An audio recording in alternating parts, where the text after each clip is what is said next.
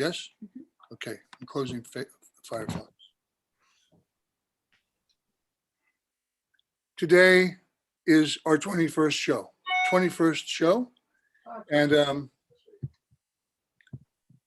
it's really exciting to have George here. George, George, do we pronounce your name Quasha or Quasha? Up to you. Quasha is how I pronounce it, but who knows? Listen, Maybe I'm wrong. I hope Tano is going to join us. I know Babette will be joining us shortly. She's doing something urgent in Holland. Thank you all. Thank you all for being part of this. And there's Mike Dickman and Vera Dickman in Paris. Hi, good to see you again. Great to see you too. Wow. Our Dickman friends, I haven't seen my Dickman friends for years. My God. Yeah, absolutely. Years and years and We were years. trying to count the years. Oh, forget it. Amazing to see you. Yeah. Fantastic. Look forward to. Well, we're really lucky. We're really, really lucky. And it's a strange kind of luck because it's happening at a time that many people would consider a dark time, a negative time, you know, a pandemic. But we know that out of the negatives come lots of positives, like cookies, you know, like exactly. Yeah. And also from negatives, like a photograph negative, a lot of positives. So anyway, that's kind of a little bit of a, you know, the kind of fun we like to have. But we are in this pandemic context still, and this is a kind of conversation space where all of us are really participating with George and Susan. They're up in, well, near Tivoli. What is your town called? Barrytown. Barrytown. That's up along the Hudson River. In fact, not a couple of 100 yards from the Hudson River. Emily and I are in Manhattan and Union Square. And well, yeah, it's needless to say, this is an international forum. So friends from around the world will join us as it's convenient and possible for them. The other night, oh, by the way, this is the tuning fork, in case anyone is on the wrong channel. And, you know, we get to tune in to this particular kind of sensation or area or field of concentration, and perhaps resonate together and perhaps resonate afterwards in a new way. And George, I feel like, you know, contact with you, your person, and Susan, and being in your home, for example, and being in contact with your work in so many nuanced ways also changes us. And there's Gary Hill coming in. Wow. Okay. Hi, Gary. Gary Hill, welcome to the Tuning Fork. And I believe Gary and George collaborated on quite a few things, particularly, isn't it? Art Is? George, is that correct? Well, yeah, he was in Art Is, but and many other things. We'll talk about collaboration as we get along here. Just from a kind of ground, you know, ground zero level, George. The other night when Emily and I were visiting you last weekend upstate, you took Emily into a space and worked with her in some way. Is that a kind of axial experience in a way that you're similar way that you're working with your stones, for example? Are you saying I turned Emily into a stone? No, you turned her into fluid. She became more fluid through this contact, and so I'm, as I understand, this sort of space that you've been exploring, this kind of liminal space. Yes. Is there that tactile experience we can have in our bodies that you're sort of exploring also, and is that in some way a kind of you know, manner of perceiving in some way, or immersing in your other experiences and works? The hands-on aspect of it is actually fundamental to everything that I am and do. I think it's actually true. more people than one realizes that they actually think according to how their body tells them to think, but they don't know that, they don't experience that. So one of the goals of my work is to introduce that understanding, that aspect, that perspective, to inflect our thinking by the information that comes from the body. The axial space, just to sort of give you a little basic statement, is the free space in any given moment. It's funny, it just comes to mind that William Blake said, there's a moment in every day that Satan cannot find. And for him, Satan was the limiter, the part of our minds that holds us from full participation in being. So, for example, Yeah. Identity. Well, identity is a concept.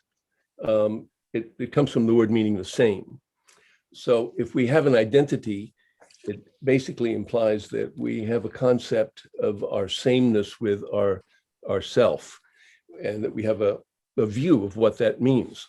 Identity is a very dangerous and strange notion that we're kind of stuck with. I mean, not pretending that we can get rid of it, but we can certainly be aware of the limitation of believing that identity actually is, because we're never the same as even ourselves. We are multiple beings within ourselves. We are interactive with the world. We're interdependent with all reality. We're continuously changing in interaction with the world. And so the idea of identity would have to be like a very, very fast lensed snapshot of the moment. The next moment, that identity is another identity, or it's an evolution of that identity. So my point is that we're a space of activity, and we're a space of interactivity in our being. So the axial event that occurred with Emily and with you on a previous occasion, if you recall, Sure do. is my making contact with the center of your being, which I define as the space previous to your identity, previous to your concept of yourself, and to the operative mechanisms by which you protect yourself and hold things out from being you. So we live in fear of being taken away from ourselves or being interacted with improperly. So we create a identity limit, a hard boundary, and we'll, in current political situation, we're facing the perversion of that reality quite seriously, where men have acted improperly toward women because we live in a repressive zone. But that's a whole other question. I mean, my point is that the axial state is the pure state before all of that occurs. So, George? But let me just finish with one thought. Sure. What we don't know is that state is available to us at all times. And what I try to impart to a person through the bodywork aspect of it is contact with that space is instantaneously available. It's something I got through decades of Tai Chi, decades of body work, formal body work with people, in which I learned to listen to the other person's body, mind, in such a way that I could make contact with it. And when I make contact with it, it says, I didn't remember that I was here. It comes out. It says, hello, thank you for seeing me. Now, this is all below the level of communication. The person doesn't really initially know that this is happening, but pretty soon it becomes quite clear that they're responding to an invitation to manifest a level of their own being that wasn't otherwise available. Okay. George, a couple of things. You mentioned Blake and the sort of perception of the devil, so to speak, these limitations. And it seems to me as though you're working in this axial space in so many different manners. Yes. And means of expression, that it seems to pervade enough to make it observable, at least to me. And I wonder if that's valid. And also from a tactile point of view or a tangible point of view, are you referring to a kind of accessible physical intelligence that's non-conceptual, an intelligence that is without words? You know, this, and if that's the case, are you saying that the body is always in the present? The body is always in the here and now? Well, first of all, it's sub-conceptual, it's subcognitive in the ordinary sense of cognitive, that we are cognitive about something, that something is so. Yes, it's always there. And the separation of body from mind, first of all, is itself a flawed concept. They're never separate. And why? Why did this come about, this separation? By the way, who's controlling this? You know, where did that come from, that separation?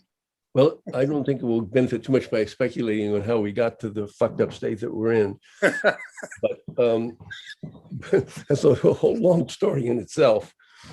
No kidding. Well, we have plenty of time. 52 minutes, I think, for a Right. Well, back in the Garden of Eden, tunnel.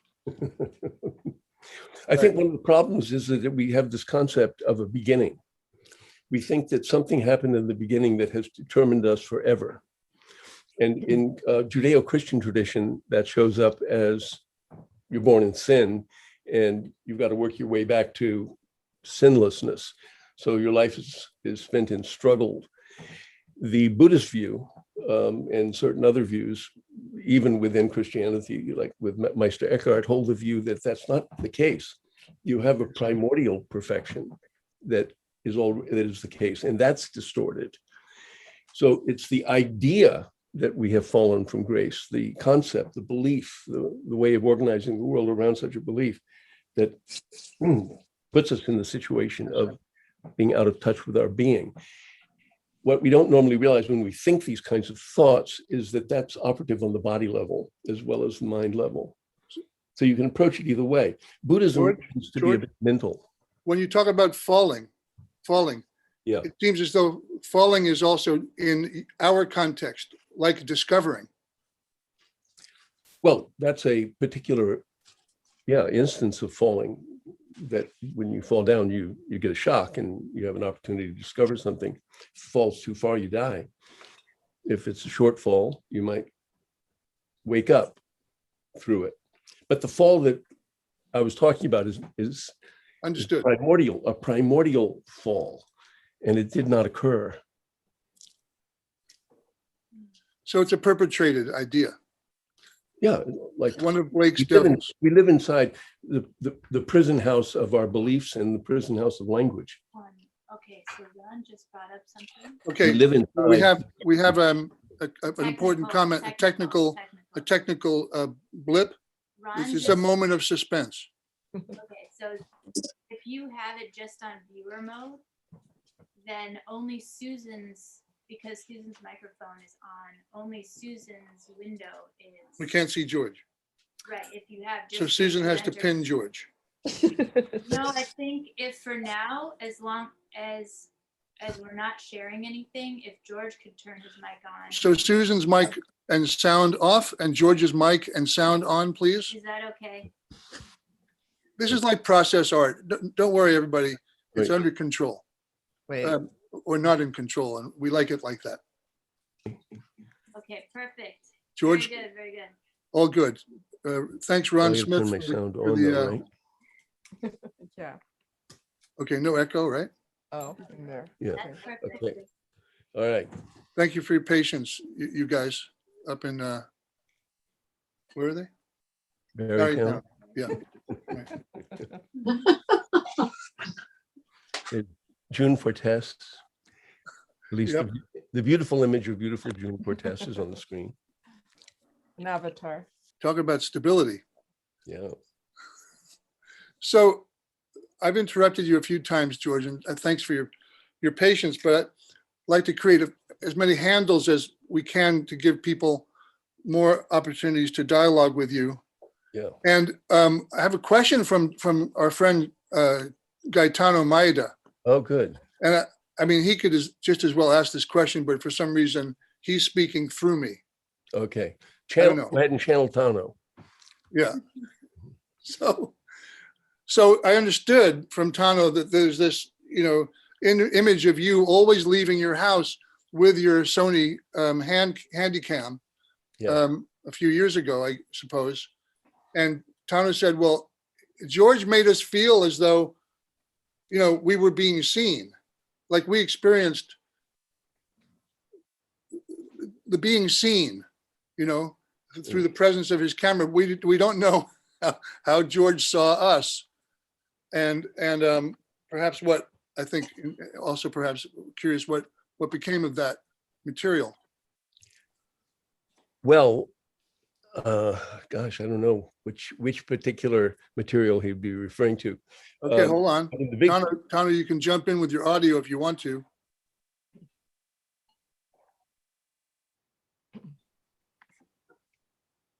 Tano's been following us on YouTube, by the way. uh-huh. It's kind of like industrial espionage, I think. Okay, he's leaving it up to us, I think. Okay, so let me answer the best I can. Out of that project came what I call art is, poetry is, music is. Pieces. Pieces is another one, myth is another one. But the main ones is art, poetry, and music. And that's all online, as you know. And we'll show a little clip from Vito Acconci in a while about that. But that's a project in which I ask people to tell me what art is. Now, what Tano's referring to is probably just the fact that I videoed people in conversations. Chuck Stein, Charles Stein, and I have been recording ourselves and interacting with other people for decades. We have a huge archive of these interactions. As Gary Snyder once said to me, you're going to have to live either twice as long or only have half a life, because you're going to have to listen to all these tapes you've made of everybody take up the rest of your life. Yeah. And the truth of the matter is, as you well know, you have so much footage that you never get around to actually hearing or looking or consulting again. Yeah. And It's in the a case of Beckettian experience. right, Perhaps last tape. right. In the case of art is, I've filmed over 1,000 people in 11 countries. And that's a vast archive that I've only made about a third of the way through in terms of realizing final programs, which are on series that are on artisinternational.org. Thank you. Yeah. So, and Gary Hill, who's here, we've certainly done a huge amount of this kind of work together, not the art is work, but a vast amount of recording our work together. There are three great collaborations that I can address. One is with Chuck Stein, Charles Stein, one is with Gary, and the most pervasive one, of course, is with Susan, which is now turned into a series that we're working on together all the time. And actually what I would like to be talking about is, since you're talking about cultural activism, and I don't particularly identify as a cultural activist, as you well know, but I believe that cultural activism is something that all art in certain sense is doing already, and that in a certain way we are doing it ourselves just by being human all the time. We are. Question is whether that becomes active or not, whether we actually contribute to the space of interaction with other beings in such a way that there is something more than what is already apparent on the surface can be experienced. In other words, we're always interactive, but how much of the time are we conscious of that? So to me, the ultimate cultural activism is, what can we do that brings to the surface the conscious dimension of possibility in our interactive nature? I'm focusing on the issue of like eco-proprioception, as you know, to talk about that. Well, yeah, and Susan, also please, join us with your contributions to this as well, because you and George are collaborating now in what George is calling eco-proprioception. I'd love to know what that really means, and perhaps let people understand a little bit the body-mind intrinsic system of self-knowing in time and space. This sort of right. The proprioception is a physiological system. We have a number of systems that make up our psychophysical being. the proprioceptive system is the one that, to put it in simple terms, is how we find our nose in the dark. You don't have to look at your hand as it comes. You don't have to use your eyes. You don't use other senses. Proprioceptive neuroreceptors are everywhere in the body. In high concentration, some places like the feet, because you have to balance very minute changes in the ground level in order to maintain your total balance. So proprioception is our self-knowing in relationship to time and space, how we navigate, how we are an upright being. We're not on all fours. They have a different kind of proprioception. So our proprioception is specific to us. You could not move 1 inch or be anywhere in time and space without your proprioceptive system. Eco-proprioception is a concept that I've built to recognize that proprioception is not limited to the physical body. It extends beyond us. We know a lot about how we are ourselves in relationship to others in time and space, all the time. So eco-proprioception, I say, is automatically there. To me, from a Buddhist perspective, it's the physical manifestation of interdependent origination. Right. Praticca samutpada is the technical Sanskrit term. That Buddhists claim that we are part of a network. We are interactive by nature, that we are born interactive. I say that manifests on a physiological plane that can be actually studied and improved and become more conscious, so that our interactions with other beings become— I'm listening to George. Who, huh? What? Oh, she's listening to George. Who is that? Somebody in the gallery. Oh, okay. You got to get used to this. They're like all over the place. She's listening to George. He's cooking in the kitchen. That's a manifestation of our eco-proprioception right there. It is. And it's on tape, recorded. Hey, magic. We've proved it exists now. So George, through you're saying contemplative practice, there's some way to access this sort of interstitial threshold where eco-proprioception is somehow accessed or made aware. Yeah, exactly. I think that there are many ways that we do this. I mean, for me personally, the body work has been a kind of laboratory in which I study this process at very, very subtle levels. When I'm working with Chuck Stein or Gary Hill or Susan, I'm encountering otherness in a high intensity, high intelligence, high sensitivity, high intensity. So the eco-proprioceptive aspect of that becomes viewable, studyable, interactable, in finer and finer ways. So my life over these many years has become devoted to the ways in which I can experience this and intensify my interaction with people and therefore with myself. So I am, as I show up in these processes of interaction.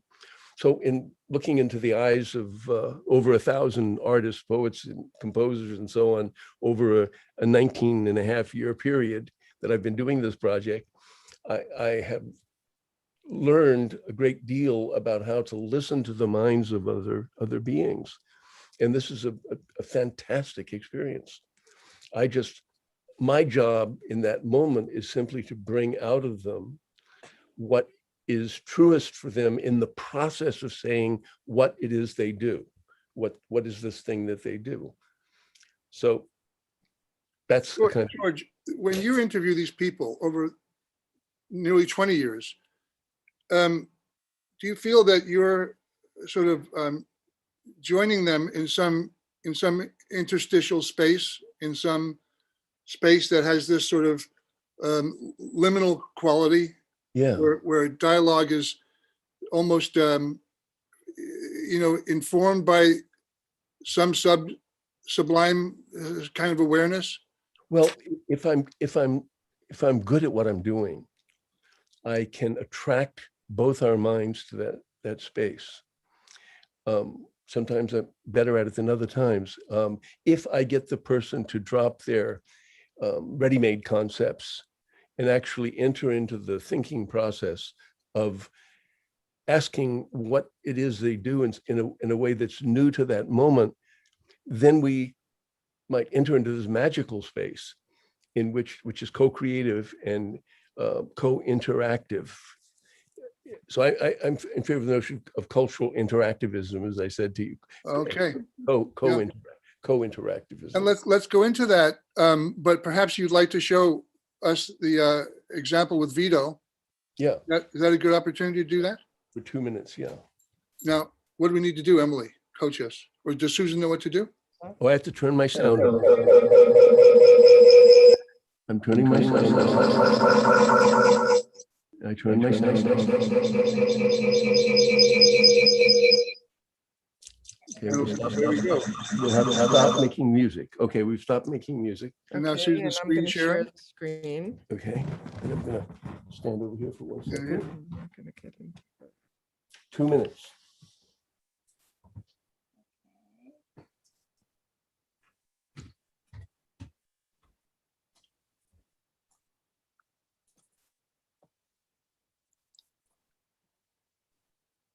We don't see Susan's screen yet.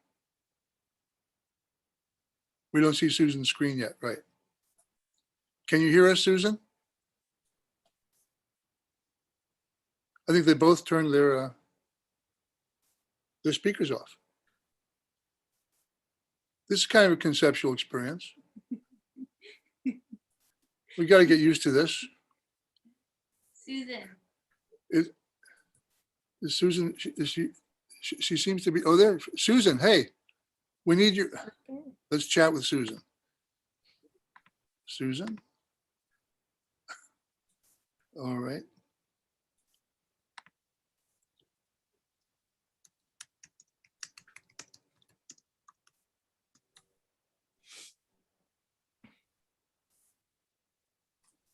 Who has the video? Susan does.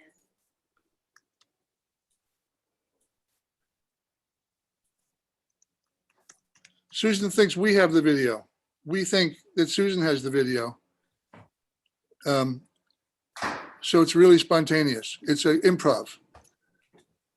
No, Susan knows that she's going to play it, I think. Her chat says no video, question mark. So Susan, no we don't see a video. No, we don't see a video. Say share screen again Share screen.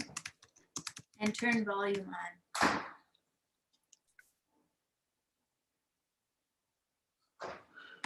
Is it working? Oh, Susan, we don't see any video or share screen from your side.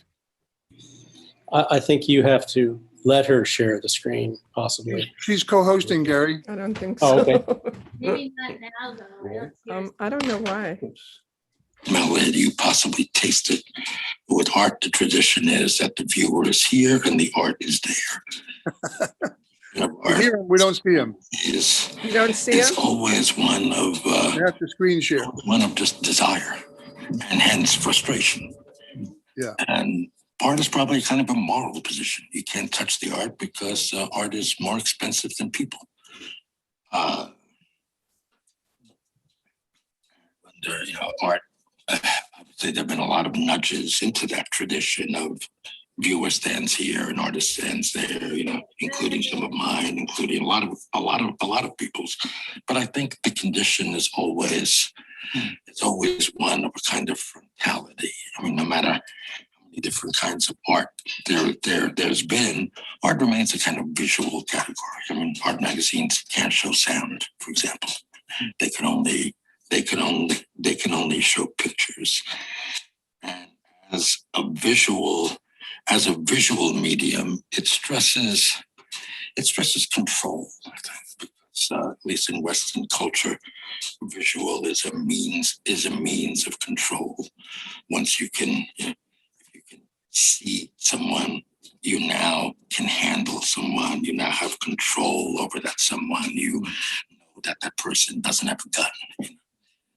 Same two people are close up when you can't see each other anymore, and other senses come in. sound comes in, smell comes in, taste comes in. I wonder if art relies on the visual.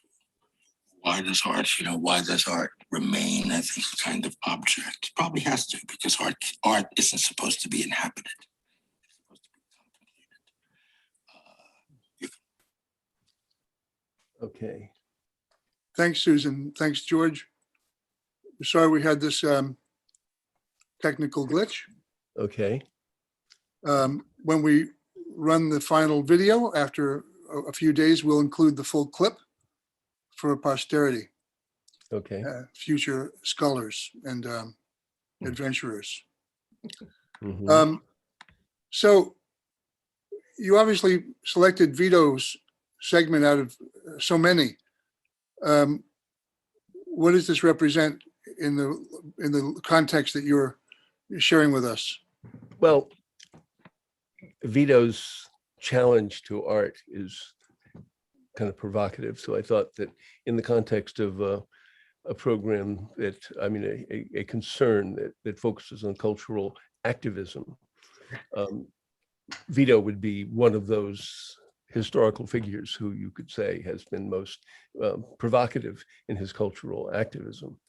From one point of view, another. The later part of his career, he gave up what he considered art and took up architecture, as you know.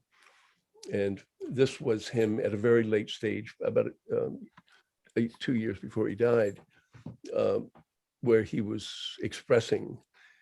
We were in his architectural office, actually, in Manhattan, well, actually in Brooklyn.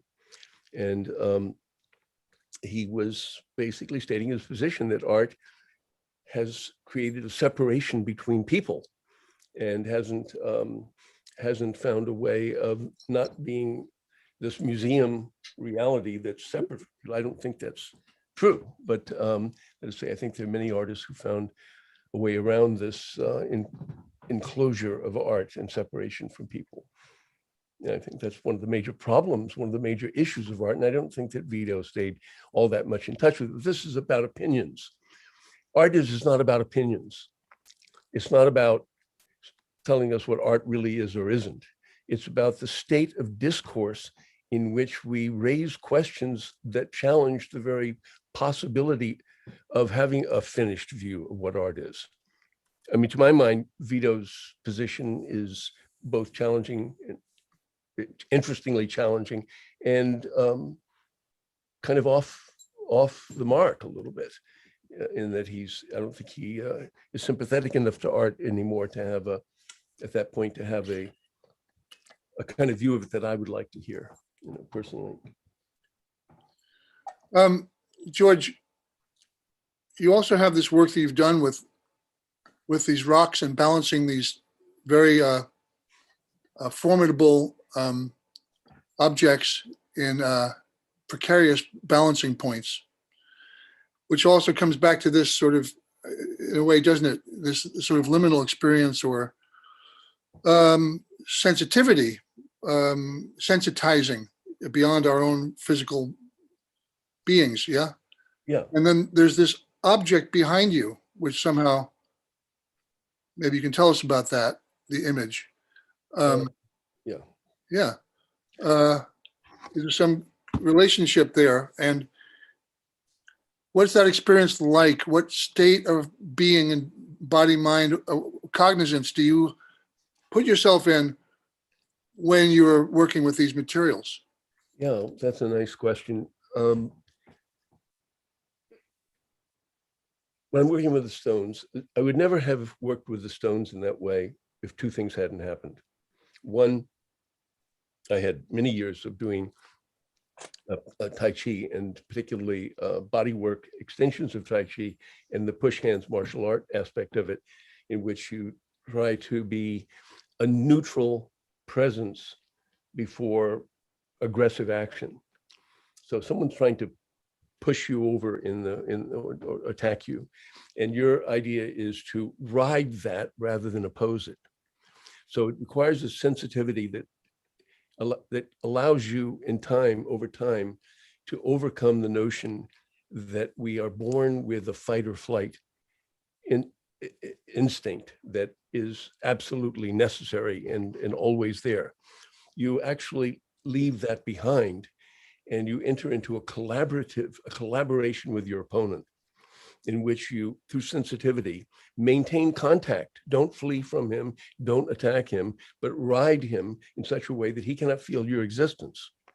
So I, at a certain point, said to myself, well, this applies to a lot more than a martial context. So I started doing it with people's bodies, that I took nervousness and various kinds of disorder in the body to be self-resistance.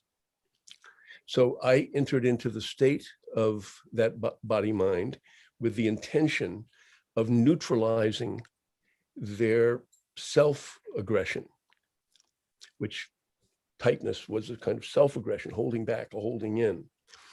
And so I found that it worked. And because of that, I was able to relate that way to other things. And then one day, Chie Hasegawa, now Chie Hammonds, David Hammonds, one day balanced two stones with circles on them, and it was very, very rather precarious. And I looked at it and I got a sensation that ran through my body, a little bit like a kind of 5-cent Kundalini. It went through my body very quickly. And from that moment on, I couldn't keep my hands off stones. And I was not a particularly stone-oriented person. Susan and Chie and had a very profound and sensitive, beautiful relationship with stones. I had none. From that moment on, that changed, just having seen that precariousness. So I saw the power of entering into a precarious moment that transformed something in me. And from that, I spent a year balancing little stones on the table, just studying the properties of balance in my own body and how they interacted and all of that. And that suddenly moved to bigger stones. It became these huge ones. Susan will put one on the screen or something. Like George, one of the distinguishing features of this method that you're employing seems to be that many people who balance stones, you see them all over the world, but yours seem to be distinctly different because you're looking for the most unlikely balance points. Well, I think they are too.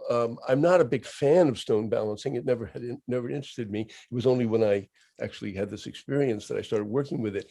I would say I'm probably more interested in the relationship between the stones as a living instance of interaction than with demonstrating that I have this great prowess to be able to balance stones. What I don't like about stone balancing, it puts a lot of attention on the acrobatics of the practitioner, and it makes me very uncomfortable.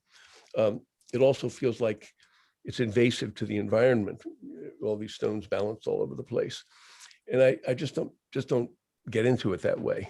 I'm interested in studying this property, and it produced a kind of visual access to the livingness of stone, which is paradoxical because we don't think of it that way.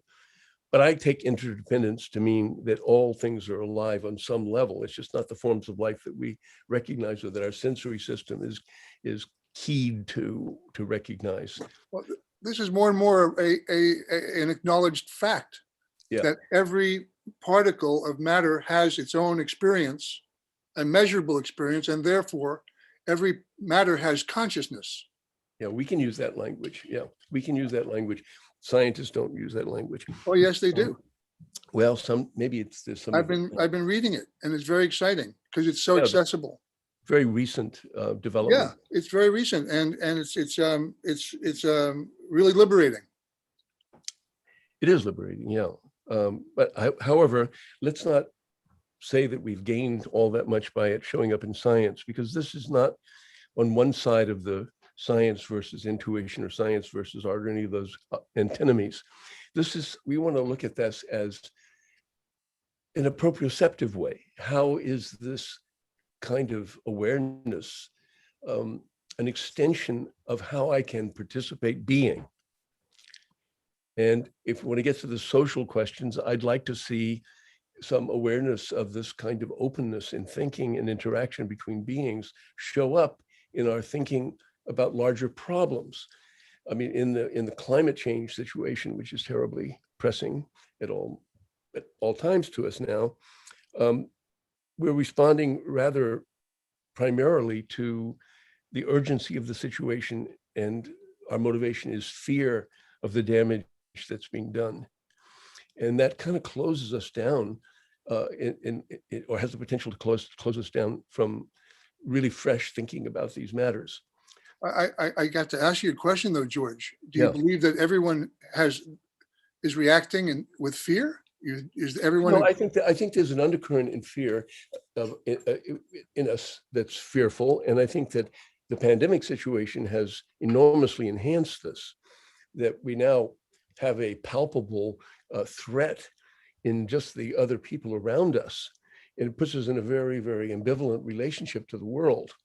The climate change does too. You know, I celebrate a very beautiful warm day in the middle of winter, and then I have to remember that this is also not such a good thing, but it feels great. You know, you enjoy it. So the idea is not to invoke guilt or a sense of our inappropriateness only. I mean, we might have some of that because we are responsible for the environment. We need to register that we are responsible collectively and individually, and in very profound ways that don't show up in a politically charged argument about this or a socially charged argument about this. So what would this sort of eco-proprioception look like on a social in a social space? What would that look like in your vision? I don't have a vision of that as a concrete thing, and I actually think that would be the wrong way to go about it. In other words, utopianism is that tendency of mine to want to construct an alternative reality that is better than the one that we're in.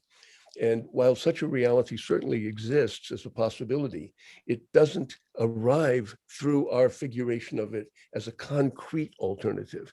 I mean, Marxism, I could call myself a Marxist in certain intrinsic understandings of Marx, but Marxism as a tool doesn't help my thinking very much in terms of the current situation. Certain principles in Marxism obviously are very powerful and valuable, but as soon as you get the ism onto it, you start to polarize people. And so the argument becomes who's on first and who's got the best argument, rather than somehow inculcating a level of further sensitivity in which we are more conscious, more awake, more sensitive to, well, each other. And is our work occupying a space that projects a state of awareness that can contribute to the other person's awakening? That would be the real cultural activism from my point of view. Say it again, please. If we can find a way through our work to awaken, not to shame, not to debate, not to make wrong, though there's plenty of making wrong to be done. And, you know, and we've just been through a horrendous 4 years where every day we thought about making someone very, very wrong because they were very, very wrong. But I'm not sure we want to continue that modality. I mean, this country's in bad shape because of the polarization is simply impenetrable. And I recognize that, but it doesn't help that we become our enemy. It doesn't help that we embody this state of impenetrability. We need to become more open, more porous. How to do that is a very tough thing. It requires a certain degree of meditative interaction with others. You want to call it, or contemplative, however you want to define it. And I don't want to invoke the primacy of a meditative practice or a religious focus. And I'm certainly not promoting Buddhism. I don't believe in isms. Buddha was a certain individual who manifested a state of being that was very convincing, that it was quite different from what we had available otherwise. But George, it sounds as though axialism might be a process rather than an answer. It may be a method. Yeah, it makes me a little bit antsy to hear an ism. I thought it might. I'm not promoting axiality as a religion or a philosophy or something other people should even say or use. it's an instant. I chose a word that was outside of primary kinds of discourse around me in order to call attention to its difference. And I don't know how different, it certainly rhymes with many, many great ideas. It's not original through and through. I don't mean to say that, but the focus, the way that each mind takes a principle and works with it moves towards singularity, toward just this moment of awareness. And that's what we want to bring ourselves and beings to, so that the insight flares up inside us and we become the possibility of that moment rather than winning points for our philosophy. Yeah. So beautiful, George. Well, I mean, I like this old idea that all roads lead to Rome. And, you know, if that's Rome, then all roads lead out of Rome. Like your work with these techniques and materials is a way of generating and sharing and giving very tangible tools to develop this sort of intuitive flame of interconnectivity and correspondence, because we're all in correspondence with each other all the time if we know how to listen. I think we have to give up the idea of mastery and enter into the space of continuous open possibility. We're very, very committed to beautiful works, great acts, consequential actions and events and thoughts. And there's nothing wrong with that. I mean, in the sense that intrinsically, that's always going to be there.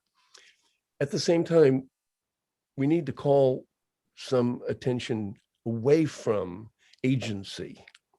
Who did this and who's on top and whose great idea is this and whose great work. And that's very hard in the present context because the whole world is constructed around strong identity and strong signature products that have unique value in the marketplace.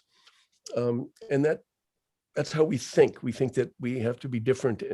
We are different, and that we have to be above others. What we'd like to find out is how can we embody a principle that is intrinsically commonly owned, a common property, that the experience of it awakens that in the other person. And I mean, when you think about your actual experience of art, if I look at a video, every first time I looked at a video by Gary, since he's here, I'll use him as an example. I got a thrill that was permanently consequential. Something changed in me. An early piece that he did right here in the house next to, when he was our tenant next door here, called Happenstance. I had just changed something fundamental for me to see that. And he was appreciating poems that I was writing at that time. And so this was a kind of profound exchange. It was happening. And we never sat down and acknowledged it at the time. We were just who we were, and we were doing our own thing and kind of interacting. But in retrospect, it changed everything for me. And this is through a path of ecstasy, of joy, of bliss, if you like, of when something shows up inside you like that. And to me, that's the consequential stuff. Trauma can be consequential, obviously, too, but it doesn't tend to have the same positive outcome. Did you say trauma? Yeah. I mean, many things change us, I'm saying, but some things we have the possibility, the power through our actions to create something that draws other beings to the possibility of being itself, so that something wakes up. And of course, we'll concretize that and turn it into a thing. And that's fine. It's like dinner's a thing. It's great. You eat it and it's gone. Well, why don't you describe a little bit to us what your collaboration with Susan is like? And then maybe we can talk if you don't mind, a little bit about preverbs. Okay. Well, let me give you my examples of what I call axial language. Oh, excellent. Oh, yeah. What? And Emily is saying, of course, if you want to share more visual material, like balancing stones or something that maybe, Well, let's go to let's go. We don't have much time left, so well, we have time. let me go to language. Axial language precedes, preverbs are a manifestation of what I call axial language. Axial language is language that creates an open space within its own understanding. So that rather than leaving it only with an idea, we may leave with an idea, but we have a process of engagement that continues in other things after we leave it. And that within itself, it doesn't simply clamp down into a new bon mot, another. It's anti-proverbial. Preverbs in axial language are anti-proverbial. Proverbs want to give us truth to live by. Preverbs in axial language want to take away the certainty that there's any such thing, and to create instead a process of living engagement with our own speaking, with our own language determines how we think once we use it. It tends to perpetuate certain patterns of thinking. So we want to undermine the patterns of thinking in such a way that we regenerate the language, not just take it away, not just make it mean. I mean, for instance, Barbara Kruger's language has a kind of joyous exposure of nonsense, of crazy stuff, but it doesn't, in my view, inspire us to engage language in a new and creative way. But anyway, Can I ask you a question? Yeah. From a very accessible perspective. Yeah. If one wants to embark or inhabit this experience of generating language as you describe it, Yeah. what are we referencing? What do we reference to access that? That's the problem, is that we are hung up on reference. We think we've got to know an object as though an object were stably there, but that's not how reality is. It's not there. So what do we have instead? Well, in a process of exchange of intimacy, for instance, with another person, none of the things that get said in the state of intimacy are concretized in themselves as such, but are part of a process of further engagement. They have an erotic continuance in them. They can also have a harshness that can be very powerful. Let me give you one of the early axial poems, axial language acts. Susan's going to put it on the screen. And George, while Susan's doing that, it reminds me all of a sudden of Jackie Bass wrote a book about Marcel Duchamp, in which we learn that Duchamp studied tantric yoga with a yogini in Vienna, and also that one of his principal preoccupations was ecstasy in the metaphor of the female orgasm. Full screen.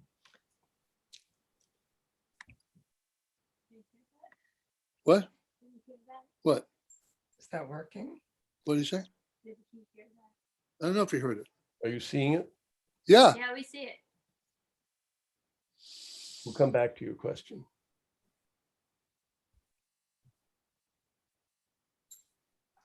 Yeah. Perfect. So put up another one. Okay. Because George, what happens when we read it? Ask yourself that question. Oh, I've heard that from spiritual teachers. Whoops. Oops. Tenzin Palmo. Oops. What does it feel like to have a non-conceptual experience? Try it, you'll see. I mean, you want a conceptual response to a non-conceptual experience. Yeah. That's the paradox. No, I want to generate language through. We're always trapped in that moment of attempting to project. Here we go. There's another one.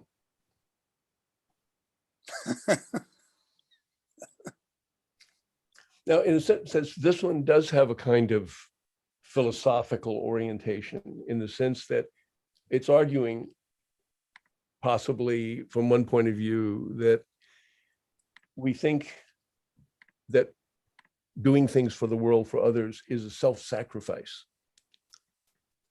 But I'm embodying the notion here that things that are intrinsically realized for what they are truly for all being. And not just the things that we concoct as our great acts of charity for other people. Have you heard what the Dalai Lama said when he was asked, who benefits from all these prayers you're doing for other people in the world? Do you know what the Dalai Lama said? He said, I benefit. Yes.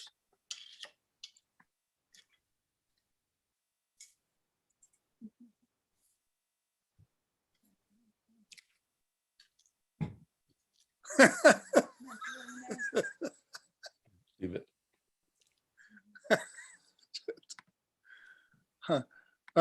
Yeah. These are so exquisite, George, and it feels as though we're like riding the waves of the subliminal somehow. Art eats it. Just one more.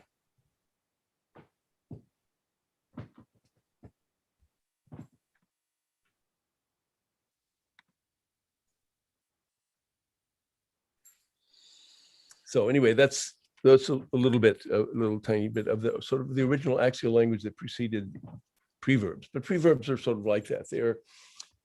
They're extensions of the effort to say something that is true. But in the process of saying it, you realize that that truth is complex and has other sides. So that comes through the statement, the awareness of the possibility of the statement meaning more than one thing as it is being made. That consciousness in process is the thing that I'm hoping to embody as an energy state, so that language, we take language the way we would take anything visually. I mean, visual reality or things that are beautiful or whatever. Instead of thinking of a simple idea of prettiness, we discover a sublime beauty that is challenging to us and that is awakening to us and exciting to us, that excites the process of mind. And we try to live in that possibility that we are excitable beings. Poesis is excitable language. It's not exciting necessarily, it might be, but it shows that language is excitable and that mind is excitable. I was excited to see Victoria Vesna, your new neighbor. Oh, our new neighbor, indeed. Who just literally walked in her new house and turned on her old laptop and tuned in. Literally just got the Wi-Fi installed like 5 minutes ago. And I'm wearing Tesla for you, Nikola Tesla for everybody. Well, yeah. Well, a lot to be said about good timing. Well, now we were also going to ask you about your work. You and Susan together, you're collaborating for many years, and now. Susan, for the last couple of years, we've made our collaboration explicit in a certain way. Virtually daily, Susan sends me a photograph, which I have not seen and do not look at or open before the moment that I am sitting in the compositional mode. And things that I have written during the day in my notebook, things that have in her photograph, conspire to produce a unique moment that I try to be open inside of and allow language to occur. And one of these tends to happen every single day that I do that. It's like channeling that moment. And it reminds me that we go through life nostalgic for the present, nostalgic for being able to be truly at home. Nostos comes from home, going home. And we're nostalgic for being fully embodied, fully present, fully alive, fully ourselves now. So much is happening. I've got to do this, I've got to do that now, are preoccupying me. To what extent can I be awake inside this moment? So I create these circumstances that are very challenging to me, where I can't bring any any ready-made concept of what the whole situation is going to be. I haven't seen her photograph. Her photograph is chosen for whatever reason she chooses it, not for any one kind of reason. And I have to go there. Sometimes they're very annoying to me when I first look at them. And my discipline is to shut up and pay attention and listen and look.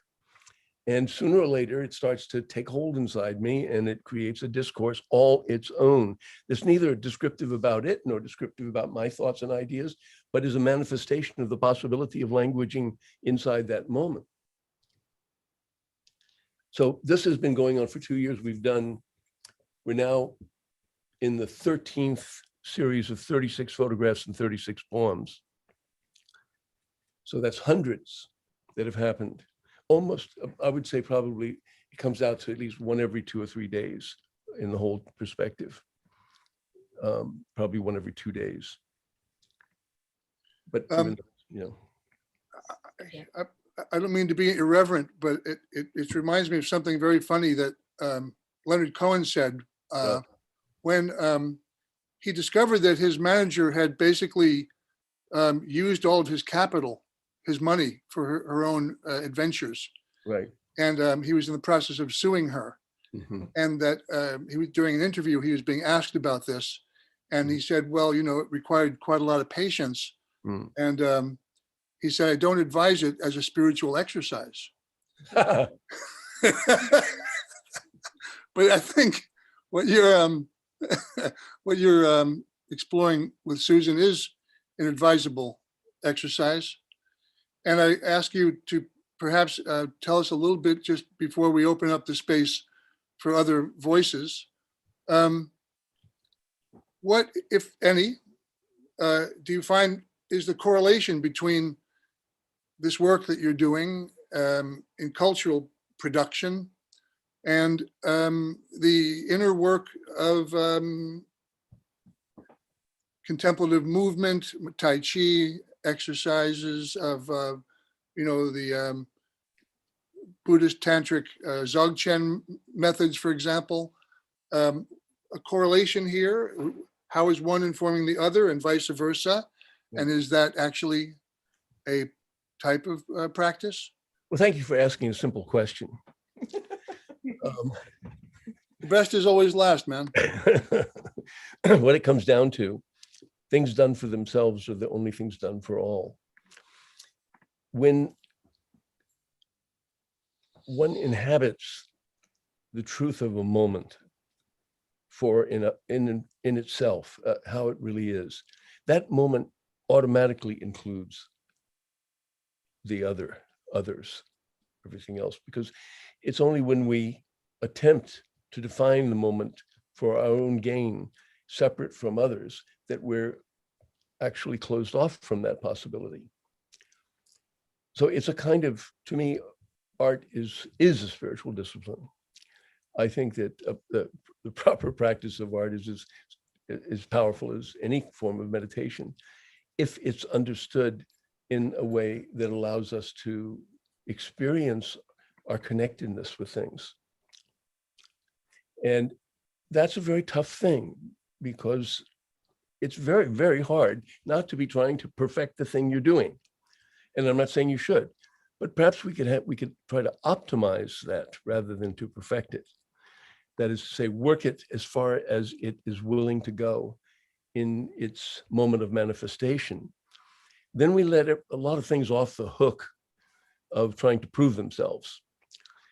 You know, for me, anytime I find myself trying to represent my virtue, my whatever positive quality of myself, or defend myself, either way, I am no longer present to my own being or to anybody else's being. I'm only present to a concept of my being that I think I'm right, or I think I'm better, or I think I'm this, or I think of that. And it's kind of really, besides being incredibly boring, tiresome, it also is a downer. You don't feel good in those moments, but you're willing not to feel good. This is thing you want to achieve. George, there is something addictive about it. Yeah, very addictive. Yeah. In fact, it's the source of addiction. Being right and not being wrong, being on top and not being on the bottom is probably the big source of addiction. How can I get out of the unbearable conflict that some of us inherit from our past, our environment, our past lives, or whatever it is, however it got here? Yeah. And what does love have to do with it? What's love got to do with it? Got to do with it. Everything.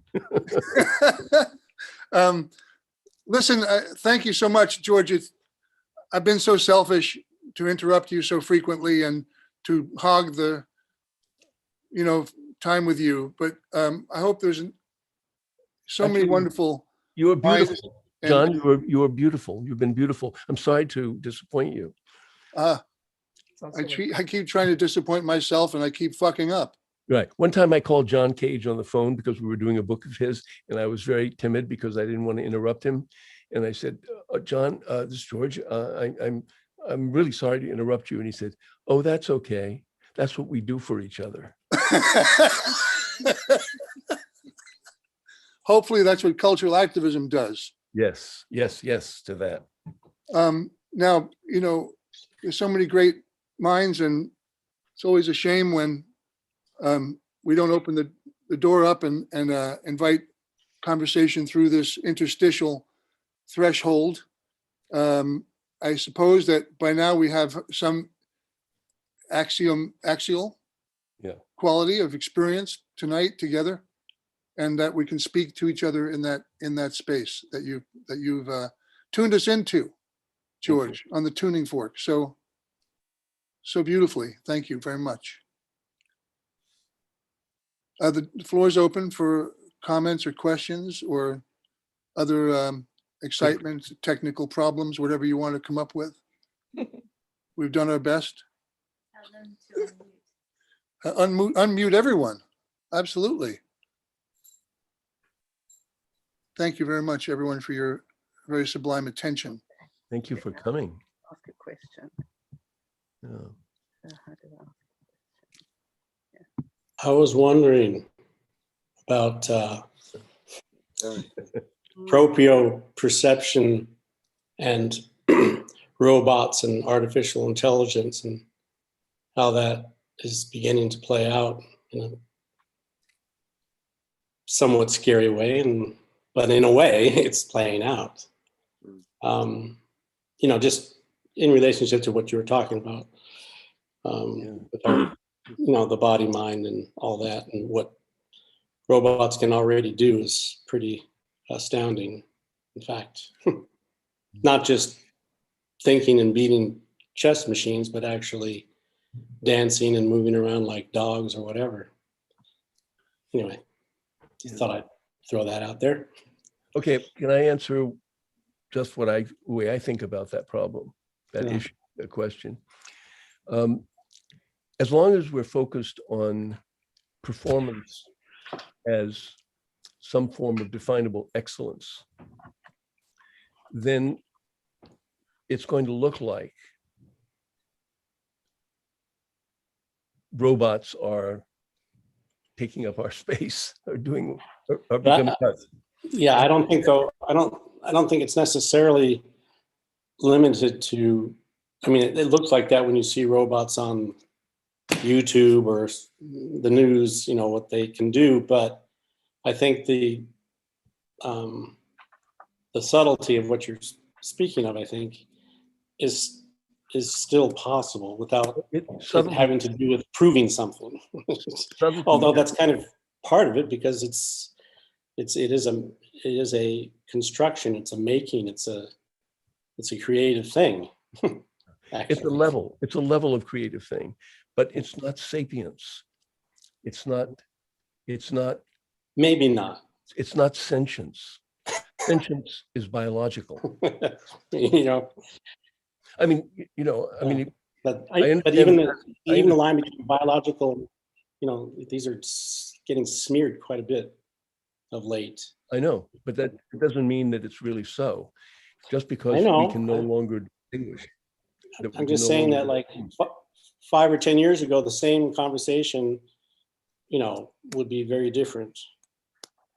And I would not have, then I wouldn't have expected to be open to the possibility in the same way that I think I am now, that I really don't know what the limit of artificial intelligence actually is. I don't think it's limit. I don't think it has a limit, actually. But it is something other than sentience. It is something other than sapience. It's something other than being. But And the inability to distinguish those two things is the real difficulty we're in.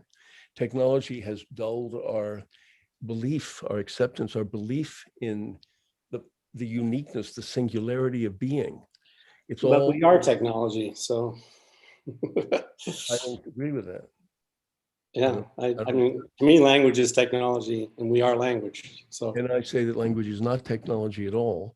Language is an extension of consciousness. It predates birth. Language is actually intrinsic to being.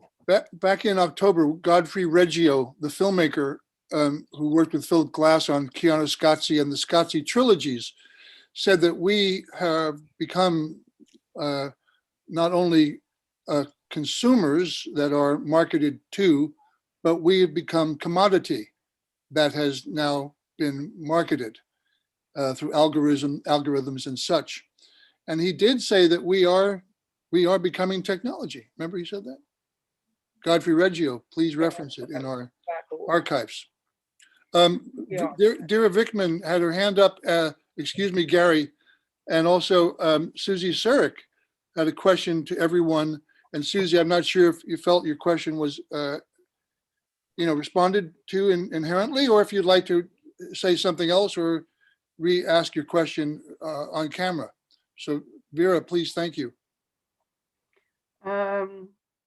John, thank you. Just picking up on the last thing you said, or what Gary was saying, maybe I'm taking it at an angle, but certainly I felt this evening I was a cyborg, really. And that was just with my cell phone and my charger on public transport, trying to connect to some Zoom thing that was going on in With a some guy parliament called of George practices. Quasha, yeah. Not that one, but yeah, it was 1 hour out for that one. And I was thinking, really, I can't do anything without my wires, and even teaching a class without your computer charger, you can't do your Zoom thing and put people in groups and all that. And so one's got wires all over. And the next thing is going to be the wireless with, and next thing it's the implants, because we are cyborgs already. Vera, it's really branché. But what I wanted to say, really, Mike Dickman, get your face on the screen, man. We Yeah, only see half of your face, man. Come What the closer. hell? Yeah. But what I Talk wanted about to say- integrity. What I wanted to say as well, and addressing Gary Hill, that I'm happy to see again, is the last exhibition of his I went to see. I still have the fire and the water in my bones, and that element. It was at the Grand Palais, I think, that an exhibition that you did that was just totally amazing. I think it was the Grand Palais. For my mind, it was on the Champs-Elysees. That would be Bill Viola.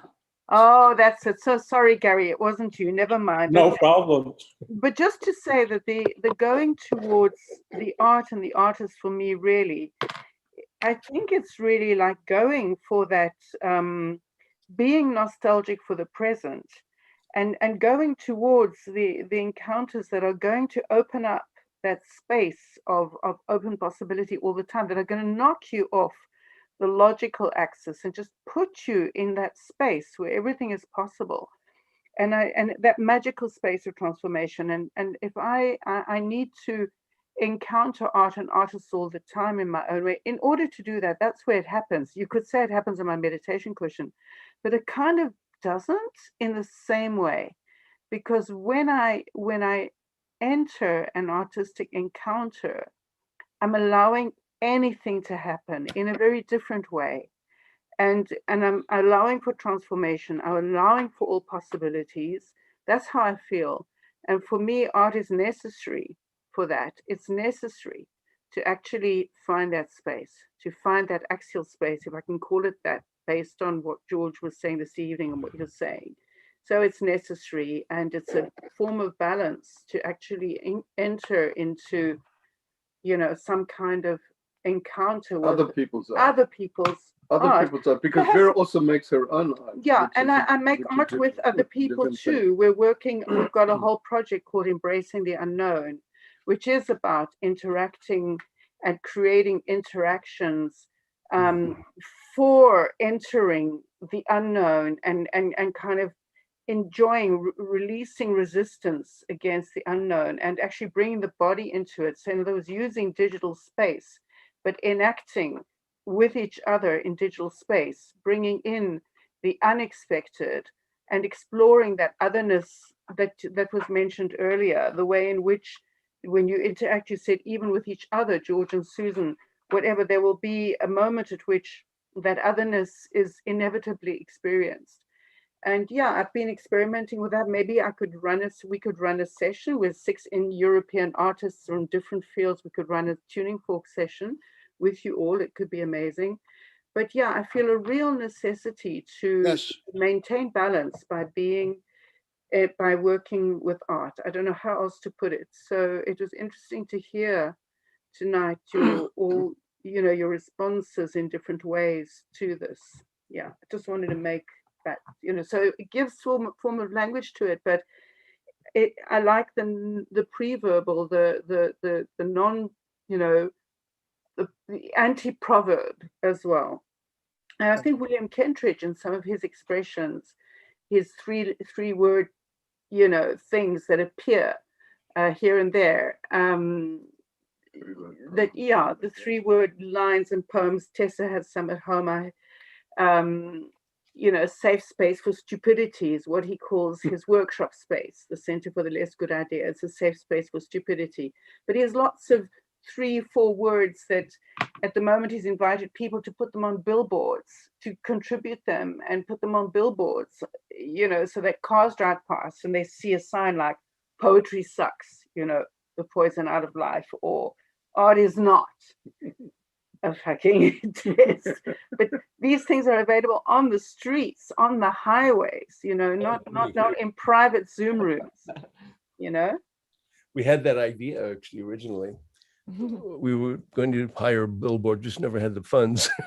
Yeah, right. But I mean, that's it, there's also that reaching out and just blowing other people off that space of, wow, hang on a second, where are we going here? That's Our what foot on the music's about. accelerator.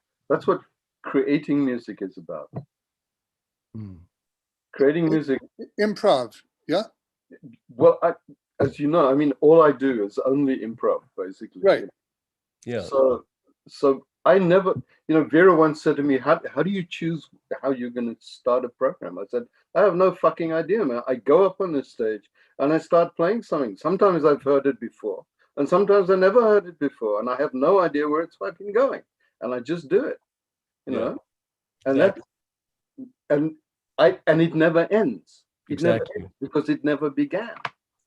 Exactly. Yeah. Exactly. But that's the whole thing.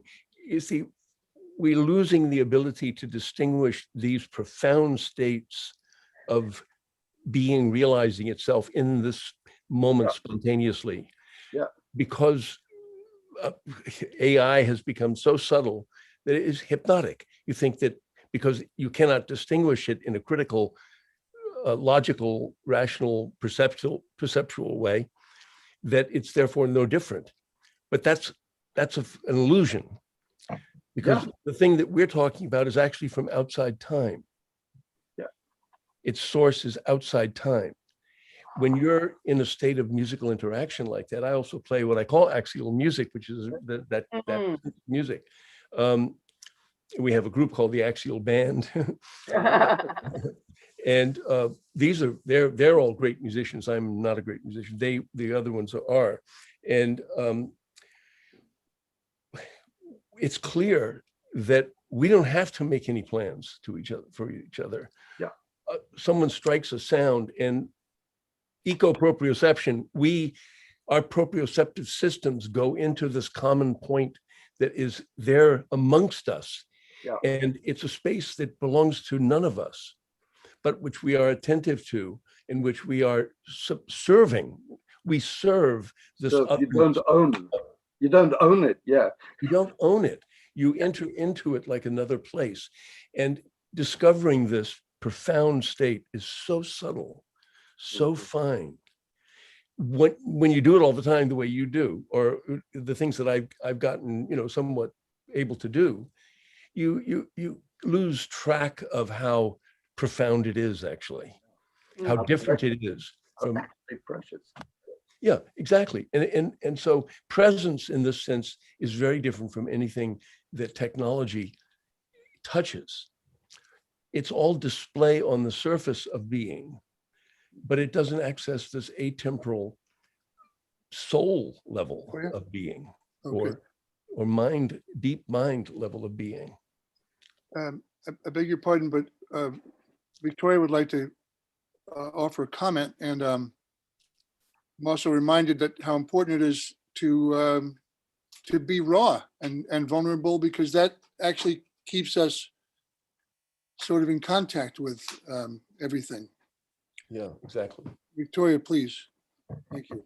I mean, we're all present now, right? And we're all in different locations, and we're all part of the technology inside of the machine.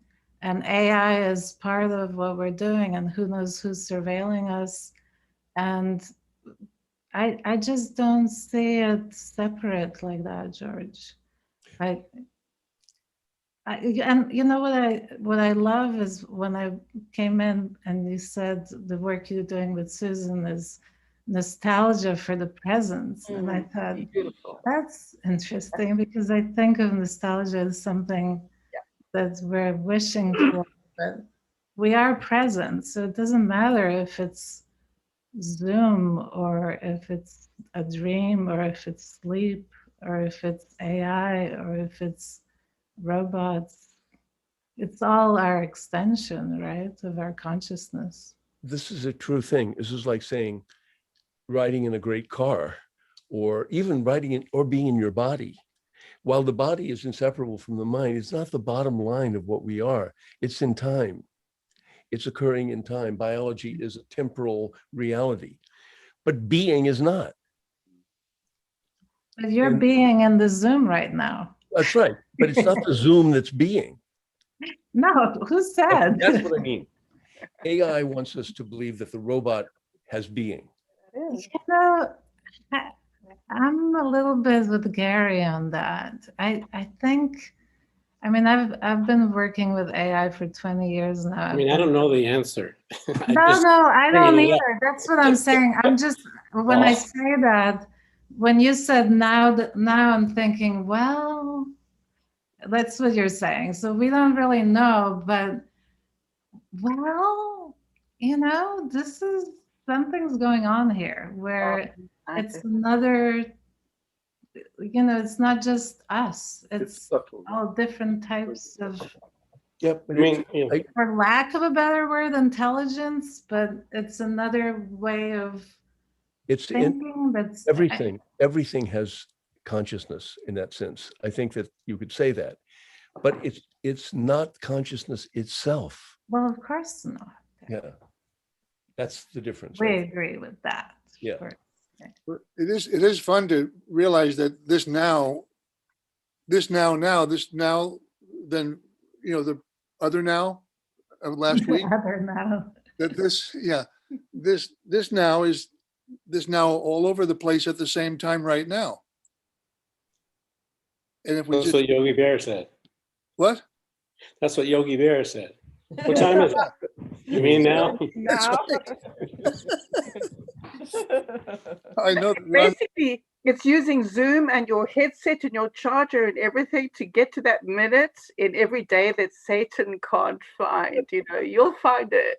Satan won't find it, but you'll find it. You'll go through all these Zoom things. You'll go where you have to go to find it. What are we going to do? I had cataract surgery. If I didn't have cataract surgery, I couldn't see. I mean, everything would be triple. That would be kind of far out for a few minutes. But look, I got laser cataract surgery. I'm very grateful for that. And I actually have a piece of technology in my eye. 2 of them, actually. So, okay. So what? Okay. No, I think another maybe issue, something subject that kind of will intersect this question or answer, depending on who you are. And that is the question of immortality, mortality, extensions of life. At what point, you know, I mean, at some point in the world, there will be, you know, half the people on Earth, and it will certainly be a very political one because it'll be who can afford it. But a number of people will have a life expectancy of 150, 200 years, and the other half of the people will still be around 100. Right. This creates 2 different species, whether they're conscious or not. At least, you know, this is, but I think that this question of AI technology, you know, I don't really put those things together. I mean, you know, it's all technology, or we look at different things in, you know, very focused ways. But anyway, I think those things are going to intersect in some way. Well, they're going to intersect with the environment. The amount of energy that AI uses is devastating to the earth. It's absolutely devastating. And while we're zooming up in that direction, there's a refugee crisis related to the environment. There's people who don't even have clean water and are dying of hunger. So yes, it's a new thing has to emerge.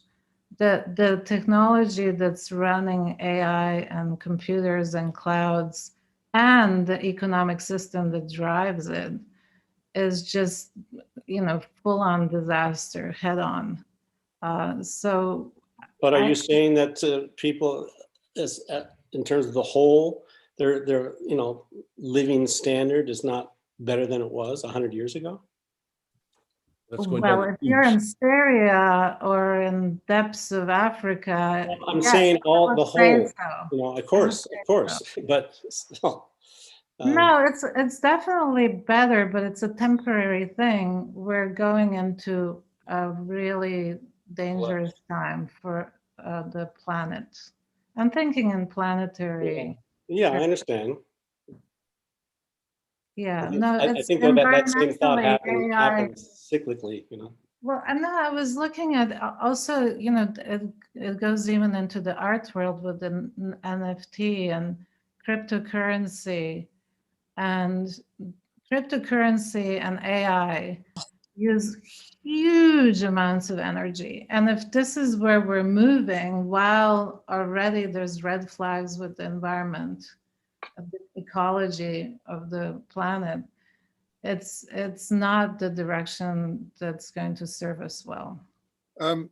Forgive me for interrupting, but Babette from Amsterdam would like to join us. There you are, Babette. Thank you. Hi.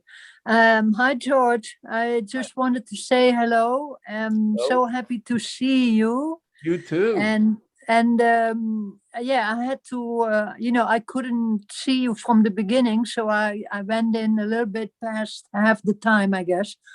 I really enjoyed, you know, your talk about axial language, and I'm interested to hear you talk a little bit about what is for you any kind of meeting point between what you would call axial experience and your experience in practice. In what? In contemplation, in practice. Well, I think they're inseparable. If I'm a practitioner of anything, I'm a practitioner of Dzogchen. And in Dzogchen, these things are non-separate. It's the state of mind under all circumstances, in any circumstances that one's working with. It's more than mindfulness. It's mindfulness, and underneath that, the attraction to a state of awareness that you cannot describe, but which you cultivate when you touch it. After you make contact with it, you realize it's something fundamentally different from anything else. And so you do your best to tweak your activities, to adjust your processes of life, to allow that to come in, to weave itself into the present moment. And you try not to lose that awareness while you're doing everything else. So then you cultivate activities which are friendlier to that state of mind, and reduce the ones that are, much as you can, that are not allowing you to inhabit it. But integration. Yeah, it's what Chogyal Namkhai Norbu used to call integration. Integrating, yeah. Yeah. How do you integrate that awareness in every moment of consciousness? How does he? And the great Dzogchen philosopher Herbert Gunther, we had the pleasure of studying with many years ago, used to say, enlightenment is really a state of stepped up awareness, stepped up intensity and awareness. And so we're living in a state of stepped down intensity. So the forms of intensity that we manage to bring about through our activity, when they're informed by the awareness of this quality of mind that we're talking about as awake mind, awake being, you work with that. So to me, I don't see a difference between any of these activities, actually. Well, good for you. How would you say then it influences, or it gives you more space for, being really integrated in Dzogchen mode, let's call it, in your daily life, the integration? How does it give you more space, or different kind of space, for actually creating, the beautiful statements that I saw, the axial language, as you called it? Can you talk to that? Well, it's very hard to talk to it, except to say that when you cultivate this kind of awareness, you invite your creative awareness to be active within it. You don't separate it. You don't see the separate. So I don't try to control what I do. I try to be the space in which it shows itself. And it feels like I'm channeling something, but I don't have the concept that I'm channeling it. I don't see it that way, but it feels like that. It feels other than me. I said, where did that come from? How did that happen? And that's where I live to the maximum degree possible in my life. In my, I work in my art medium all the time. I'm writing throughout the day in the notebook, and I'm doing things of that sort, so it's not separate from anything else. I find that the clearer my mind in a state of practice, the more spontaneously the work arises. One of the things that Shempen Dewa Rinpoche said in an interview with me, which is online, he said that the Buddhist path eventually becomes pathless. Well, I think that's a very mysterious statement. I've encountered it many times, and I'm not sure I know what it means, except my sense of it is that it's non-separate from everything else that you're doing. Pathless means everything else is not else. It's not else, yeah. Everything is practice. Or rather, everything is the embodiment of practice. Right, that special quality of awareness, you find it present in all sorts of ways that you couldn't have predicted. Yeah, it's also like no big deal. Chronological, like a not chronological like a path. No, yeah, right. Everything is actually the goal. Yeah. It's not chronological. That's right. Right. That was Patrul Rinpoche. Yeah. Patrul Rinpoche made a great statement. Somebody asked him, Rinpoche, do you meditate? He said, I never meditate, and I'm never separate from meditation.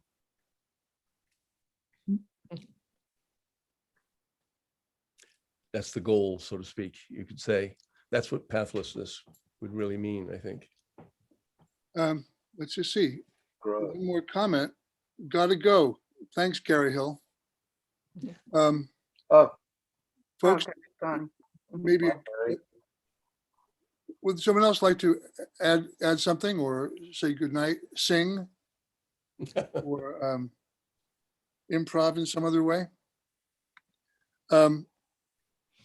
Thanks, Susie, for being here, and Ron Smith and Tessa, and June and Tano, Dan Subikoff. Great to know you're here. And of course, Emily Harris, our producer and co-host, Vera and Mike, Victoria, our new neighbor, Roxanne. Yeah. I want to say Hi, Daniel. thank you. I want to say thank you to all these people, and also just how great it is to see people that I haven't seen in a long time. Like Vera and Mike, that was such a pleasure to see you too. And Steve. Steve. I'm here. Yeah. Hey, So Steve. nice to see you both. So nice to see everyone. I felt your presence the whole time. I haven't addressed you directly, but thank you. It was the one thing that we all shared. Yes. You. You. Yeah.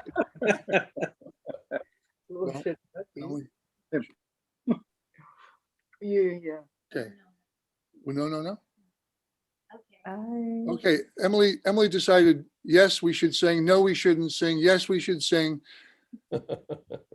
Happy trails to you. Thank you, Gene Autry, and good night. We're channeling.